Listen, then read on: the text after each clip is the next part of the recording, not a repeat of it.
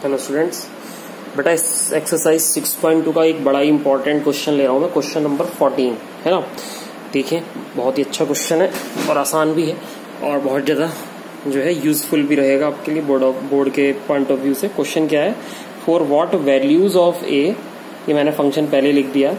For what values of a the function f x is equals to x square plus a x plus 1 is increasing on the interval 1,2। यानी कि ए की किन values के लिए ये function f x equal to a square plus a x plus 1 एक increasing function है, जबकि हमें इंटरवल गिवन है पहले से ही ऑलरेडी 1,2। तो क्योंकि फंक्शन क्या है पहले से ही दिया हुआ है कि इंक्रीजिंग है, आपको तो ए की वैल्यू कैलकुलेट करनी है इंटरवल 1,2 में। तो हम जानते हैं कि जब कोई फंक्शन इंक्रीज होता है तो हम उसका डिफरेंशियल जो होता है एफ डैश एक्स वो क्या करते हैं, ग्रेटर देन 0 रखते हैं, है ना। इंक्रीजिंग फंक्शन के लिए फंक्शन का जो डिफरेंशियल है वो ग्रेटर देन, ठीक है, ग्रेटर देन 0। तो फंक्शन का जब डिफरेंशियल ग्रेटर देन 0 है, ठीक है, ग्रेटर देन और equal to 0 for the increasing function f dash x is greater than और इक्वल टू 0। इसका डिफरेंशियल कर दोगे तो क्या आएगा, इसका डिफरेंशियल आएगा 2x plus A which is greater than और इक्वल टू 0, है ना। अब बात आती है कि भाई हमें इंटरवल क्या गिवन है, we have x belongs to interval 1,2। हमें ये बताना है कि 1,2 इंटरवल में ए की ऐसी कौन सी वैल्यू होगी जिन वैल्यू से ये वैल्यू, ये एक्सप्रेशन जो है वो पॉजिटिव रहे, ग्रेटर देन और इक्वल टू 0 रहे। तो इसके लिए हम क्या करते हैं, सबसे पहले यहाँ से इसे हम फर्स्ट इक्वेशन मान लेते हैं, ये हमारा फर्स्ट कंडीशन है, बल्कि ऐसे लिख लो आप इसको। और हमें जो x गिवन है ये गिवन है 1 और 2 के बीच में, क्योंकि क्लोज इंटरवल है इसलिए इक्वल टू का साइन भी यूज कर लेते हैं। अब क्योंकि मेरा जो फंक्शन है वो 2x प्लस ए है और मेरे पास जो इंटरवल है वो x 1 से 2 के बीच में है, तो क्योंकि 2x मेरे पास है तो मुझे यहाँ से 2x बनाना है, मान लीजिए इसको। तो मैं 2x बनाने के लिए क्या करूंगा, इसमें 2 से इंटू कर दूंगा, 2 इंटू 1, 2 इंटू एक्स और 2 इंटू 2। तो ये हो गया 2 1 या 2, 2x और लेस देन 4। उसके बाद मुझे यहाँ पे प्लस a चाहिए तो मुझे प्लस a ऐड करना है, तो मैंने इसमें बेटा प्लस a ऐड कर दिया। तो अब हमें ये पता चल गया कि जो हमारा 2x प्लस a था डिफरेंशियल था जो, वो 2 प्लस a और 4 प्लस a के बीच में आ गया, ठीक है ना। ये इसकी रेंज आ गई 2 प्लस से 4 प्लस a। लेकिन क्योंकि फंक्शन क्या है, एफ एक्स एक इंक्रीजिंग फंक्शन है, क्वेश्चन में कहा हुआ है कि ये एक इंक्रीजिंग फंक्शन है। अगर ये एक इंक्रीजिंग फंक्शन है तो ये जो वैल्यू होंगी बेटा दोनों a प्लस 2 और 4 प्लस a, ये कैसी होंगी, ये पॉजिटिव होंगी। इंक्रीजिंग फंक्शन का डिफरेंशियल हमेशा पॉजिटिव होता है, क्यों, है ना। तो इसका मतलब ये होगा कि 2 प्लस ए भी ग्रेटर देन 0 होगा और 4 प्लस ए भी ग्रेटर देन इक्वल टू 0 होगा अगर ये इंक्रीजिंग है। तो यहां से मुझे ए की वैल्यू मिली बेटा ग्रेटर देन और इक्वल टू -2, यहां से मुझे ए की वैल्यू मिली ग्रेटर देन और इक्वल टू -4। तो इसका मतलब है ए की वैल्यू या तो -2 से बड़ी है या फिर ए की वैल्यू -4 से बड़ी है।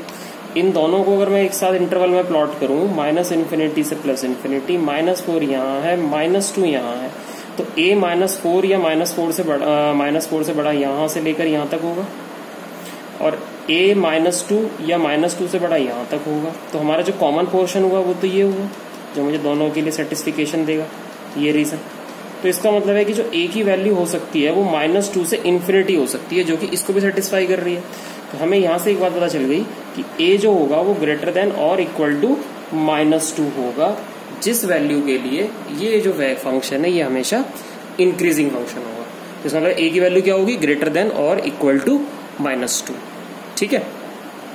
अच्छा, आप इसमें ना एक कंफ्यूजन मत रखना, क्योंकि कई बुक्स में इंक्रीजिंग फंक्शन को और स्ट्रिक्टली फंक्शन को सेम माना जाता है। इंक्रीजिंग फंक्शन को और स्ट्रिक्टली इंक्रीजिंग फंक्शन को सेम मान लिया गया है, इवन एनसीईआरटी में भी कई बार ऐसा किया है। तो वहां पर उन्होंने क्या करा है कि इक्वल टू का साइन हटा दिया है। अगर आप इक्वल टू का साइन हटा दोगे तो आपका आंसर आएगा a ग्रेटर देन -2, जो कि वो भी सही है ना, उसको भी गलत नहीं माना जाएगा एग्जाम में, वो भी सही माना जाएगा, ठीक है। तो ये कंफ्यूजन मत रखना, क्योंकि ये केवल जो है समझने का एक थोड़ा सा डिफरेंस है। किसी बुक में स्ट्रिक्टली इंक्रीजिंग को अलग तरीके से माना गया है, किसी में इंक्रीजिंग डिक्रीजिंग और स्ट्रिक्टली इंक्रीजिंग को सेम माना गया है। तो इसलिए हम इक्वल टू का साइन लगाएं ना लगाएं, इससे कोई इफेक्ट ज्यादा नहीं पड़ेगा इसमें, ठीक है।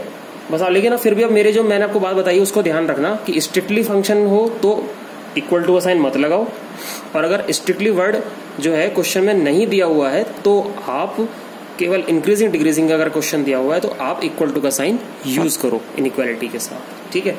चलिए यहाँ पर कंफ्यूजन तो नहीं हुई होगी कोई भी, मैं एक बार फिर से एक्सप्लेन कर देता हूँ। फंक्शन दे रखा था x square plus a x plus 1, हमें ए की वैल्यू फाइंड करनी है जिससे कि ये फंक्शन 1,2 इंटरवल में इंक्रीजिंग रहे। तो इंक्रीजिंग फंक्शन है तो इसका डिफरेंशियल जो है वो तो 0 से बड़ा होगा, तो मैंने इसका डिफरेंशियल कर दिया 2x प्लस ए आ गया इसका differential which is greater than equal to 0।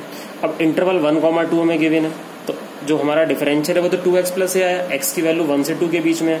हमने क्या करा, इस ही इंटरवल में इस x को 2x प्लस ए में कन्वर्ट कर दिया। इस x को कैसे करा, देखो 2x चाहिए था तो मैंने 2 से मल्टीप्लाई कर दी इसमें, है ना, तो ये हो गया 2 1 जा 2, ये तो आपको समझना आता ही है। फिर उसके बाद प्लस ए किया हुआ है इस फंक्शन में, हमारा प्लस ए है, तो मैंने क्या करा, दोनों में प्लस ए तीनों में ऐड कर दिया, इनइक्वालिटी पे कोई इफेक्ट नहीं पड़ेगा।